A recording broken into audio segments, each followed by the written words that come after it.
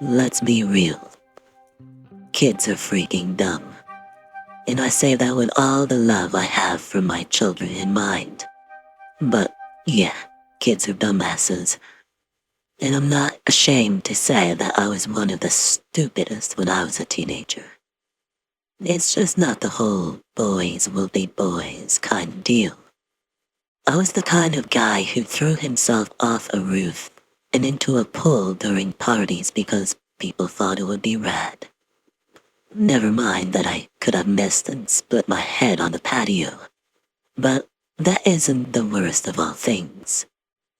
I'll always remember this night of August where my friends and I went down to the Hunter's Trail in the woods near our neighborhood. It was at the very end of a dead end where older kids went to smoke weed in their cars. You just had to pass the 4 or 5 concrete blocks and follow the trail. There were a few hunters' cabins down there, some fresher than the others. But there was one that was rather moldy, that was a fan favorite of our group because there was a stash of porn magazines. Mind you, I was 14 years old and it was the 80s. Access to porn wasn't as easy as it was today with the internet.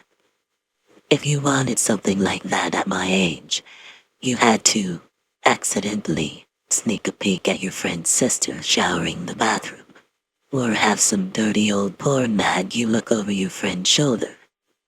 I was an idiot, but I couldn't possibly bring them back home. First, the smell would have alerted my mom, seeing how these mags had been forgotten for a while in that old cabin. They just took in the smell of mold and wet wood. A suburban clean freak mom like mine would have found it in seconds, even if I were to bury it under fabric softener sheets. And second, the pages were all stained and discolored because of humidity. Some were stuck together and, well, I didn't really want to bring them back home. Going to the cabin with my friends was sort of an excuse to look at the porn. But being a horny teenager is not why I say I was a dumbass. I was a dumbass because when we went to the cabin and realized it had been taken apart, instead of going back toward the beginning of the trail and squatting in another cabin, I decided to keep following the trail to see what I could find. And I dragged my friends with me. It was starting to get dark and one of them wanted to head back, but I wouldn't let him. He finally caved in and followed me until we found a new cabin, one we had never seen before. Not because we'd never gone this far, but because we probably just never saw it. It was off the trail a bit, so we had to carve our own way there. Matthew had his father's machete and was cutting through the branches. We all wanted to have the thing, but he said his father would be super mad if he knew anyone else was touching it. We were sure it was just an excuse because he didn't want to share the fun. But, well, it was his and we didn't argue much with him. Plus, Matthew is just taller and bigger than us. He was also a year older.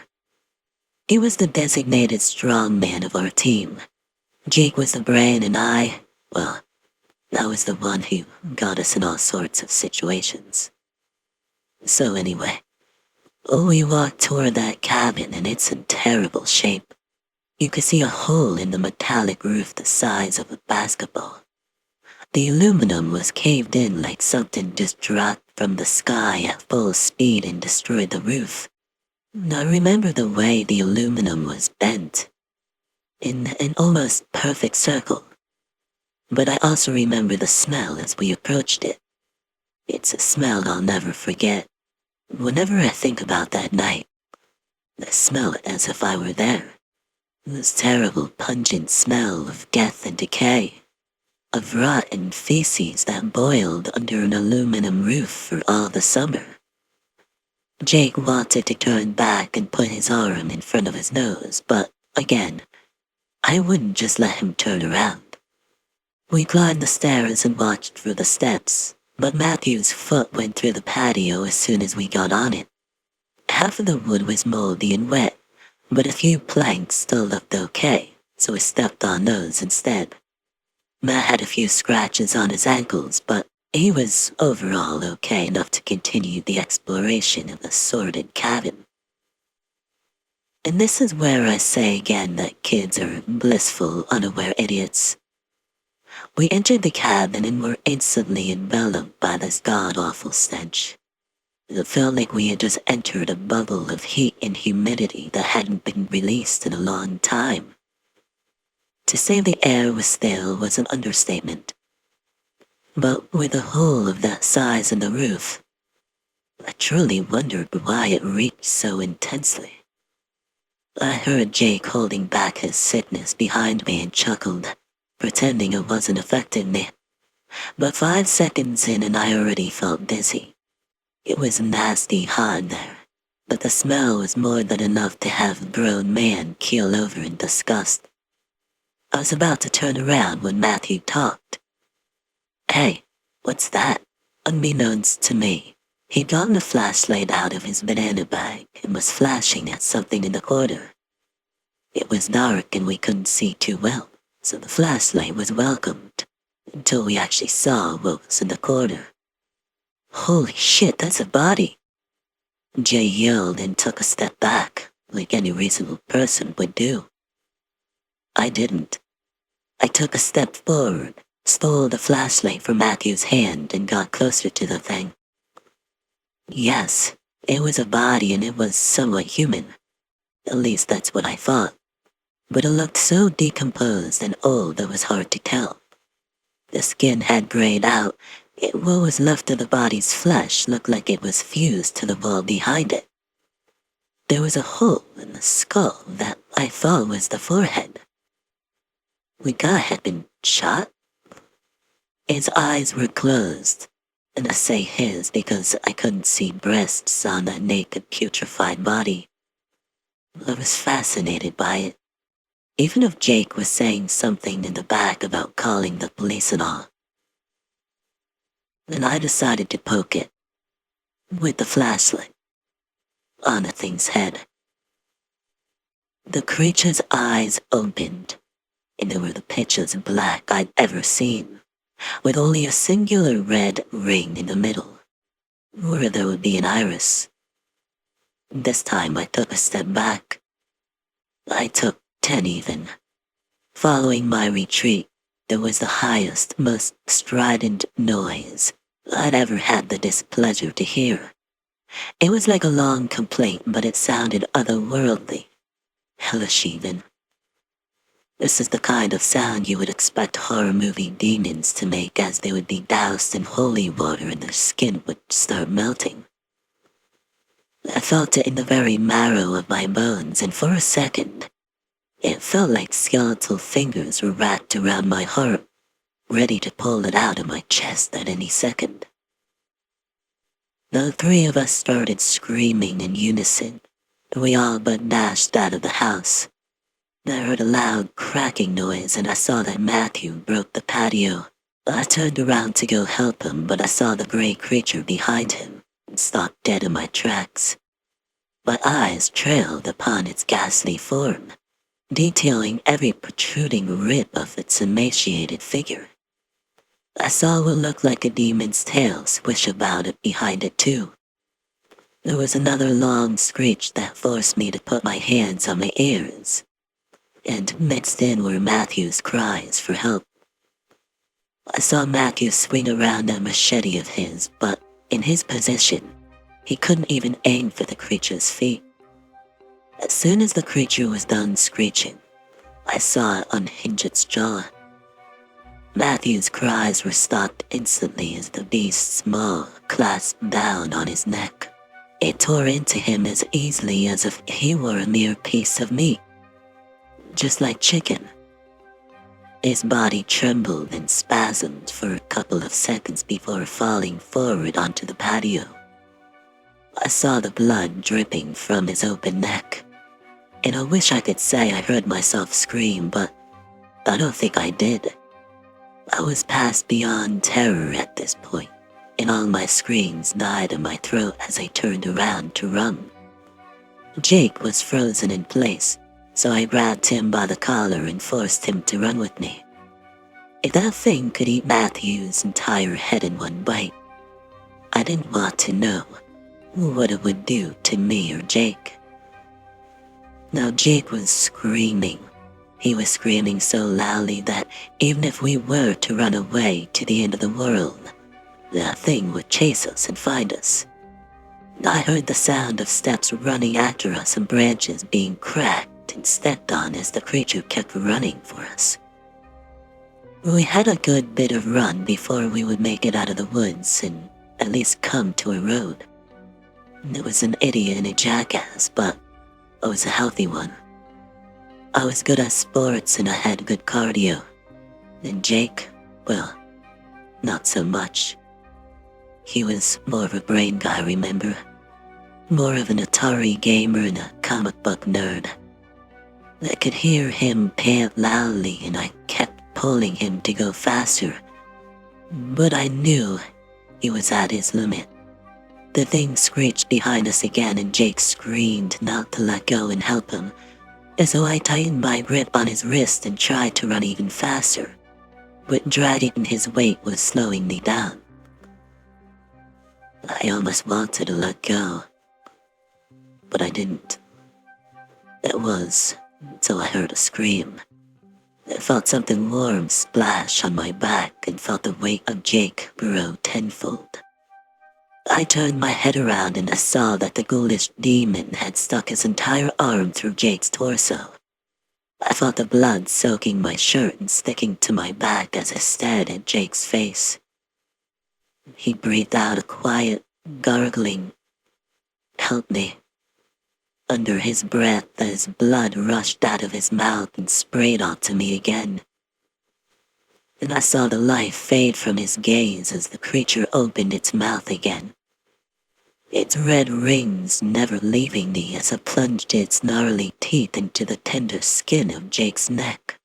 And I saw the way the skin bent under the pressure, a microsecond before it tore and revealed more flesh and more blood.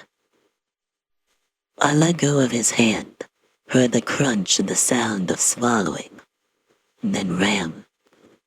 I ran at a speed that I would hope would make Olympic racers proud, but fast enough that I thought it would be enough to escape this creature. I had my heart in my throat, fear in my soul, and a desire to survive so strong I prayed it would be enough to save me from the stupidity that made me poke the thing whilst it was laying dead on the floor. I wish I'd never been to the woods that night, and while my friends were dead, I was so terrified I couldn't even think about them, or the disgusting ways they were taken out. I could hear the sound of Matthew's head being gnawed right off of his neck, and the sound of Jake's flesh tearing apart my eardrums, right next to my own frantic heartbeat and the creature's racing steps behind me. I could see the clearing that led to the concrete blocks, and then what I hoped was going to be the safety of civilization. So I started screaming. I started screaming like my life depended on it, because it goddamn did. I screamed all of my tiny 14-year-old lungs out at maximum capacity, hoping that someone, anyone would come. Hopefully, someone with a shotgun and damn good aim. And then I felt something burn inside my leg. I fell face first into the ground as I realized something stabbed me in the leg, and soon enough, I was breaking my nails trying to claw at the ground. I remember the feeling of my tears as they started streaking down my face, and the "I don't want to die" screams. I probably pissed myself at this point too. I was going to be devoured. I could feel that stinky creature's breath and warmth getting closer to me. And then I heard a loud bang, and the shrillest, most terrifying screech I'd ever heard. I felt something warm and sticky on me. And then I heard another bang, and then another.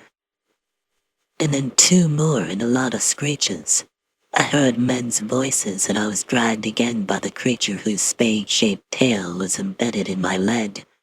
A scream felt my heart rise in my throat as the pointy ends of its tail rubbed against my flesh and bones inside the wound. I heard another bang and a weaker screech, and another, and the sound of an axe. The pain in my leg was atrocious. I felt like I could pass out at any moment. I think I actually fainted when one of the men pulled that tail out of my leg. I heard Bible verses being whispered as they raised me up and carried me back to town. I woke up in the church, where there was a nun waving a sage branch around me and the smell of incense filled the room. I saw my reflection in the mirror near the bed, and one of my eyes was so blood-injected I couldn't see my Slara anymore. There were bandages on my hands and my legs, and I couldn't feel my feet anymore. When I lifted the covers, my foot was gone, and before I could cry out in horror, the nun laid me back down, raised from her seat, and went to fetch my parents and the priest. They told me they had to amputate my leg because the devil had taken root in it. I asked about my hands, and they told me I broke a couple of fingers clawing at the ground and lost a few of my nails. I asked about my eye, and he told me it was a result of infection of evil inside me. Now, I wish I could say I didn't believe him. But after running for my life from the ghoul and losing 2 friends to it, it didn't sound too unbelievable.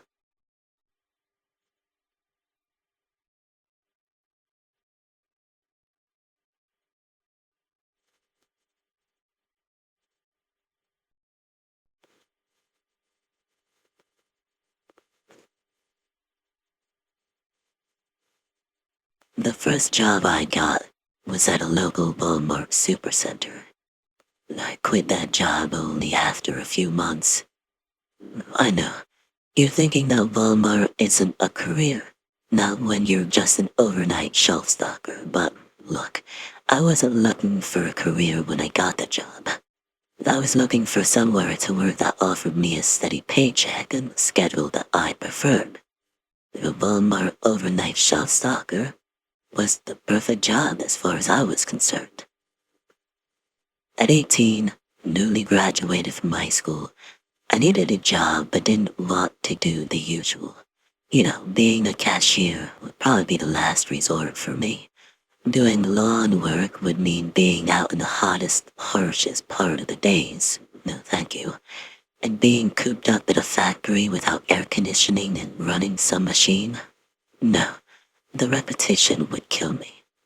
And other than those kind of jobs, there aren't many more around here. And so when a friend told me about the job at Walmart, I thought it was a no-brainer. Let me ask you something. Have you ever been to Walmart in the middle of the night? I don't mean like drunken high binge at 11 or 12 o'clock. No. I mean around 3 or 4 in the morning. The place is as dead as a hammer and as empty as a nun's love life. I was used to being in the store during the daytime, when there are so many people milling around that you practically swim through the crowd, and that's why I pretty much stopped shopping there. And Walmart in our town is newer. It's only been here for about 5 years, but it's a sprawling, enormous building because, well, we cater to 3 counties in the state and the western parts of 2 counties over in North Carolina. What we at Walmart used to call the driftwood or drive-by customers that were passing through our town on their way to somewhere bigger, but stopped off to shop because we were in such a handy location. I have a healthy respect for the employees who run the place during the daytime, the shopping hours. But at night, I didn't have to deal with all that. That's just how I liked it. Within a week, I was trained and turned loose on my own. No babysitter following my every move to make sure I put the Campbell soups on the right shelf behind the right shelf tag. And I was glad, too, 'cause my trainer slash babysitter was an uptight dude that bled Walmart blue. Everything was by the book, and he stressed over such minor details that I was surprised he didn't have a stroke at the ripe old age of 28. You know how it is when you start a new job. They have all sorts of rules and regulations for you to follow. And since this was my first job, I tried to follow them all closely. But, as you also know, the longer you work at a new place, the more familiar you get with other employees, the more apt you are to break some of those rules. I was no exception. A few weeks after I was on my own at work, I started sneaking in my iPod and earbuds. The music helped me concentrate, and it sure as hell helped the long hours go by faster. We weren't supposed to have our phones out on the floor either, and I obeyed that rule. It wasn't like I was the center of some social group that demanded my attention in the wee hours of the night. But one night, my boss busted me with the iPod and earbuds. He only gave me a verbal warning, but promised he would write me up next time. Perturbed, I put the gear in my little locker and went back to work. My little foray into workplace rebellion began and ended in one short week. As I went back to work, though, the energy-saving light schedule shut down most of the lights in the grocery section where I would spend the rest of my shift stocking the cookies, snacks, and cracker aisle. I didn't mind working when the lights were dimmed. It was soothing to go about my job in that half-light. I rolled the pallet mule from the back of the storeroom to the aisle and parked it at the end near the coolers and loaded a smaller cart with Oreo cookies. At the opposite end of the aisle, I carefully rotated the stock and loaded the shelves. When I started back to the pallet for more merchandise, I caught sight of what looked like large insects retreating around to the next aisle.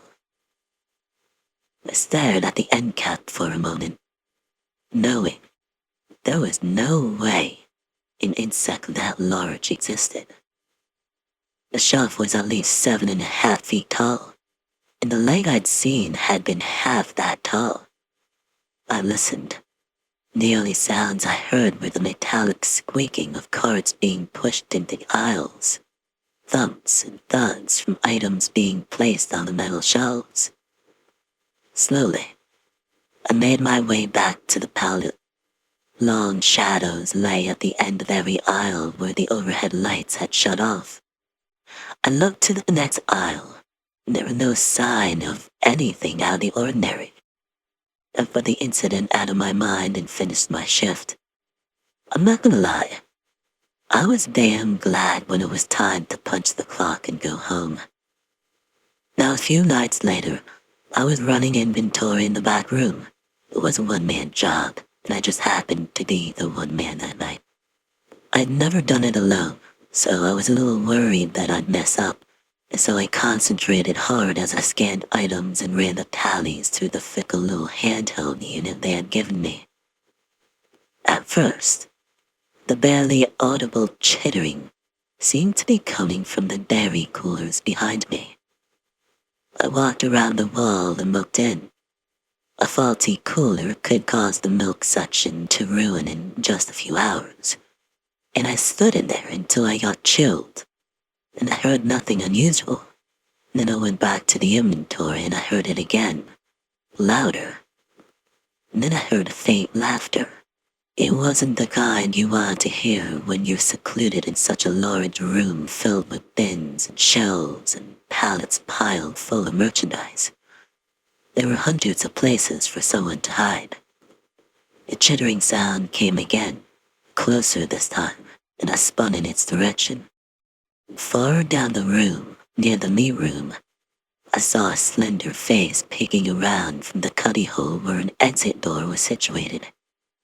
It was completely black like a shadow, but had substance like a person. Only thing is, I've never seen a person whose head is that elongated.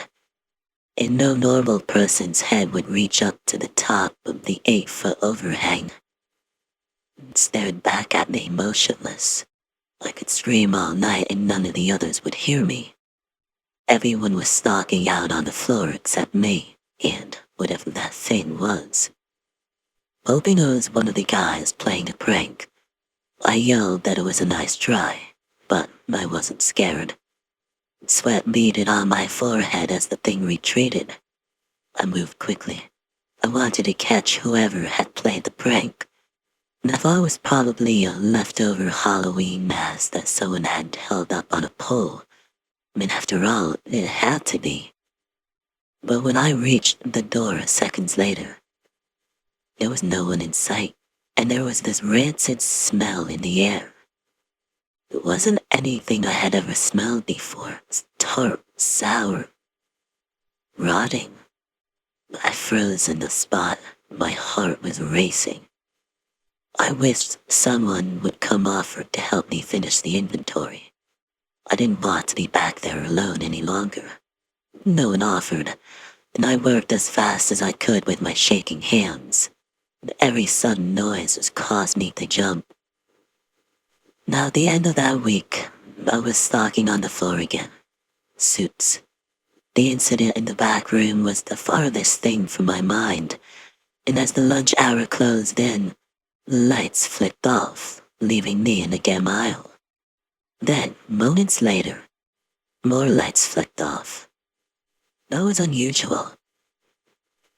A discontented murmur from my coworkers rose throughout the grocery department. In answer, more lights were turned off. The switches were located in the back next to the docks where the inbound merchandise from trucks were unloaded. That corner of the back room was dim all the time.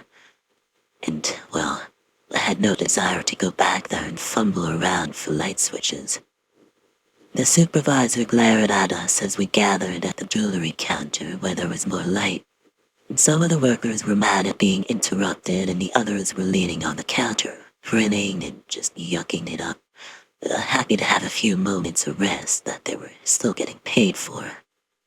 After a brief interlude, the lights came back on, and we all just slowly drifted back to work.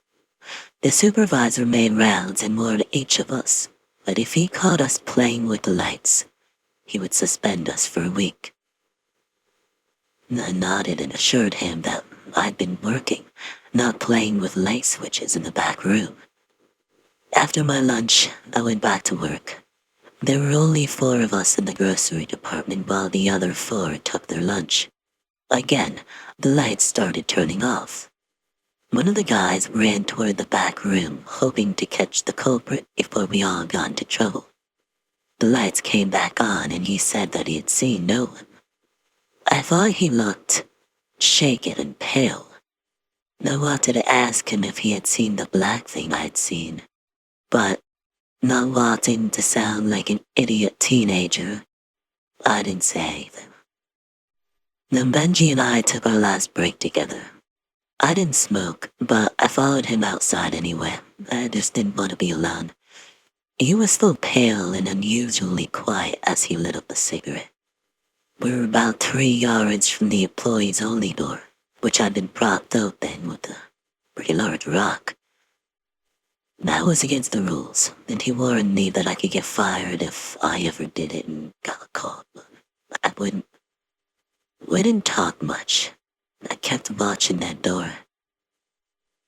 The air outside was fresh, crisp, it was nice. But then I noticed something in the door. A thin strip of light fell out into the ground from it. That door was straight across from where I'd seen the long, thin face when I had done the inventory a few nights before. As Benji turned away to put out a cigarette, the door eased open a bit more, and thinking it might be a supervisor, I got Benji's attention. We both looked at the door as it eased farther open.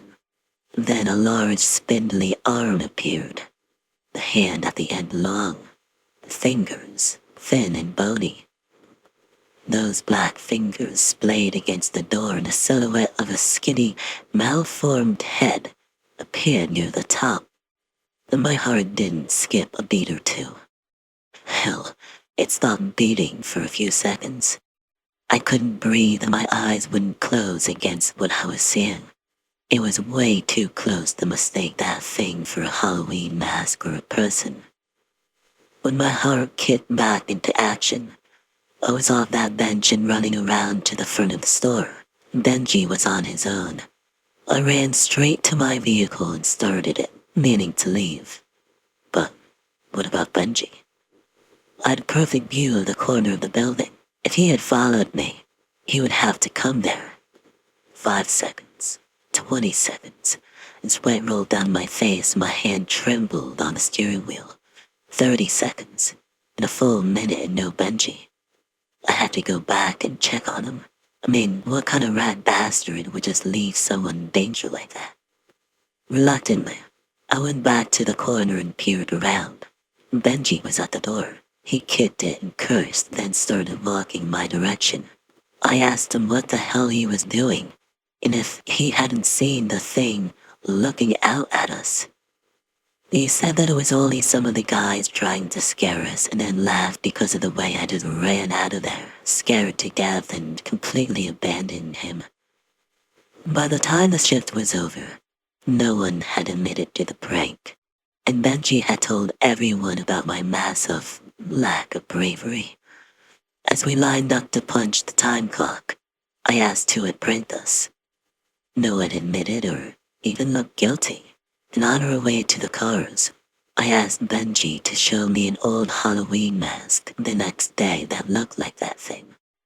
If he could, I would put it out of mind and never mention it again. The next day, he found nothing that even slightly resembled what we had both seen.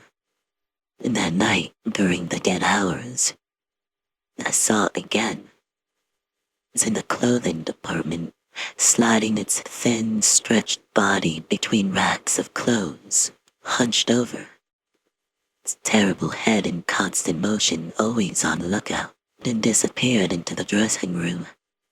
The girls that usually worked there were helping in another department for the night, so I was the only one who had witnessed it. I stopped what I was doing and went to the dressing room area. Mustering all my courage, I leaned in and looked around.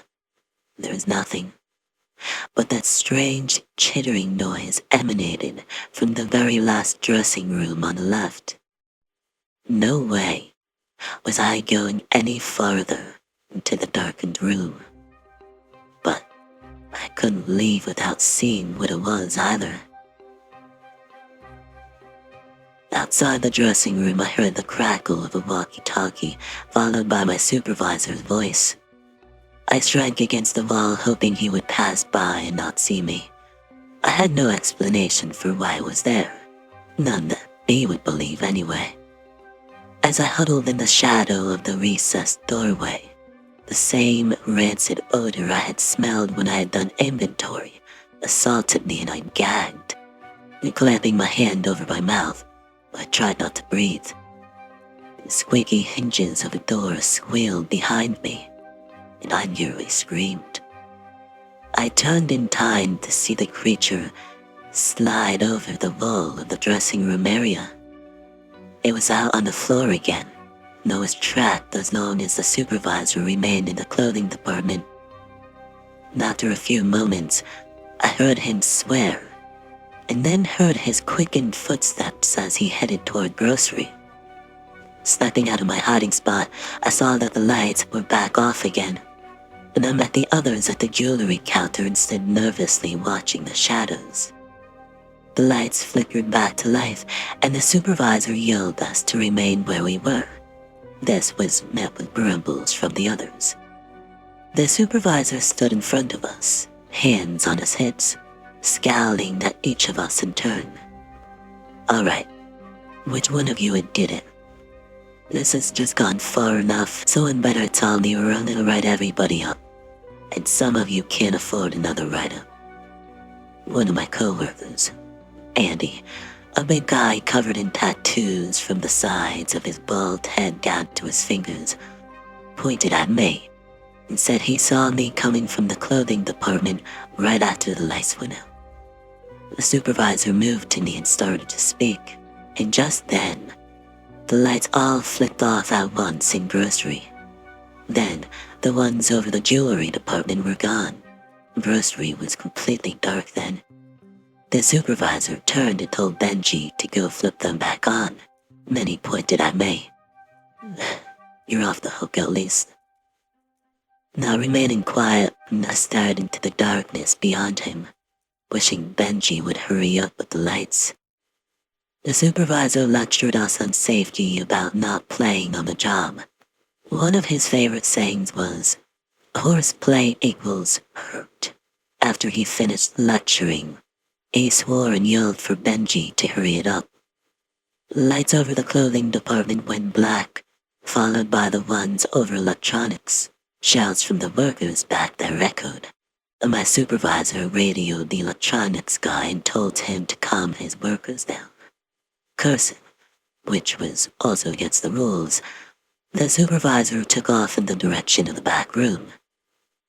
Now after several minutes, there was a commotion, and every walkie-talkie across the store crackled to life. It was the supervisor.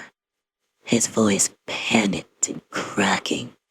Something had happened to Benji. We all heard as the electronics guy ran past us. Benji was in the ventilator fan in the back room, and he was possibly dead. There was an audible gasp as the news registered with the others. My first thought was, that had to be wrong. Benji couldn't be in one of those fans. They were way too high off of the floor. The Walmart first responder team rushed past us just as the lights came back on. Several of the fluorescents guttered weakly in blue. The store went on lockdown immediately, and we were quarantined in the break room. 27 of us altogether that night. A prevention loss guy, CJ, stood at the door to make sure no one left the room. Plugging an earpiece into the walkie, he kept the conversations with the men in the back room from us. When asked what happened to Benji, he merely shook his head and told us it was a matter for the police. Now hours had passed, the sun rose, and we were still in the break room. 2 cops had been sent in to question us about the night's occurrences, but they wouldn't answer our questions as to what happened to Benji either. I told one of the officers what I had seen in a low voice so that the others wouldn't hear me.